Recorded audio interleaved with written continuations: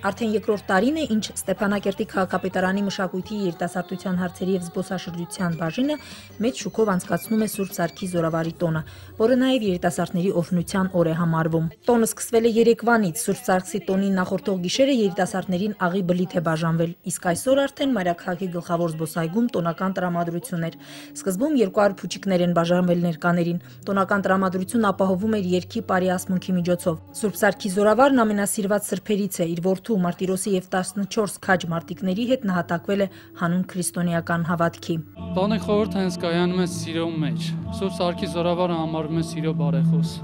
Դա գալիս է նրանից, որ Սարգիս Զորավարը այնքան սիրեց իր ընկերներին եւ մարդկությանը այնքան էր սիրում, որ նահատակվելուց առաջ խնդրեց ասում, որ երբ ինչ-որ մեկը իր անունով ինչ-որ բան խնդրի, թող Աստված տա նրան։ Դրանում է կայանում հենց խորհուրդը, սիրո նշանակության, սիրո դրսևորման։ Սուրբ Սարգիս Զորավարի տոնը ընդունված է նշել ոչ միայն եկեղեցական ծեսով, աղոթքով, այլև ժողովրդական սովորույթներով։ Ժողովուրդը համարում է, որ Սարգիս Զորավարը 8 օր կռվելուց հետո ձեռքը տանում է գրպանում եւ պաշար որպես, պատերազմում պաշար իրեն վերցրած աղանձը որպեսի անի եւ ճաշակի այնուհետեւ շարունակի իր կռիվը, տեսնում է, որ շաղախվել փոխինդ է դարել։ Նա այդ փոխինը ուտում է եւ շարունակում է կռիվը։ Այդտեղից էլ նաեւ այդ ավանդությունը փոխինձ շաղախելու ավանդությունը։ Այդ օրը հիշատակելի սովորություններից է փոխինձով մատուցարանը դնել տան տանիքին կամ պատշգամբին եւ սպասել Սարգիս Զորավարի ձիու պայտի հետքին։ Սարգիս Զորավարը երբ որ գալիս է եւ ձիու պայտի հետքը թողնում է փոխինձի վրա, այդ նշանակում է հատկապես երիտասարդների դեպքում, որ իրենց մեջ ուրախություն է լինելու։ Այդ տարի իրենց տանը, իրենց երիտասարդներից մեկը ամուսնանալու է կամ նմանատիպ այլ հաջողություններ ունենալու։ Սուրբ Սարգիս Զորավարի տոնը ավանդույթ դարձնելու գաղափարից գոհ են երիտասարդները։ Ինքնին արդեն ինչ-որ խթան է ջահել աղջիկների եւ տղաների համար հերթական անգամ հավաքվելու, խորհրդի այդ իմաստը վայելելու համար։ Կարծում եմ, որ շատ լավ է, որ այսպիսի միջոցառումներ կազմակերպում են, մենք էլ ամեն տարի մասնակցում ենք։ Ընդհանրապես Սուրբ Սարգսի տոնը դա Սուրբ Բարեխոսի տոնն է, որը միացնում է սիրահար սրտերին եւ այն խորհուրդը աղի բլիթի հետ կապված շատ յուրօրինակ է, որը հատկապես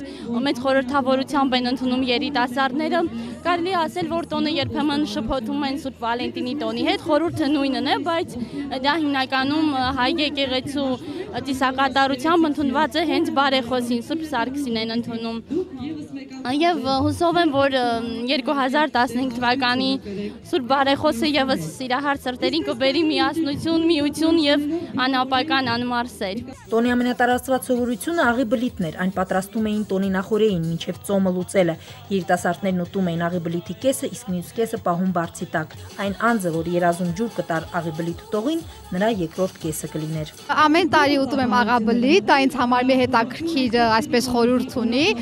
Միշտ կերել եմ երիտասարդության այս օրը Սուրբ Սարգսի տոնին, բայց ընդամենը մի անգամ եմ տեսել ու դա եղել է 2 տարի առաջ։ Ես հիշում եմ դեմքը, ով ինձ որ ջուր տվել է, բայց այդպես էլ այդ անձի հետ ոչ մի բան չի եղել։ Կերել եմ, չեմ տեսել, դե հուսախաբ չեմ եղել, շատ ժամանակ կա, դեռ կհասնենք։ Խորհուրդ կտամ մեր երիտասարդներին, որ Սուրբ Սարգսին բարեխոսությունը խնդրեն, որպեսզի Աստված նրանց մեջ բնակվի, որ կարողանան նրանք հետագայում իրենց զավակներին դաստիարակել առաջին հերթին սիրով։ Օհար Ռուստամյան, Ներոժան Հայրապետյան, օր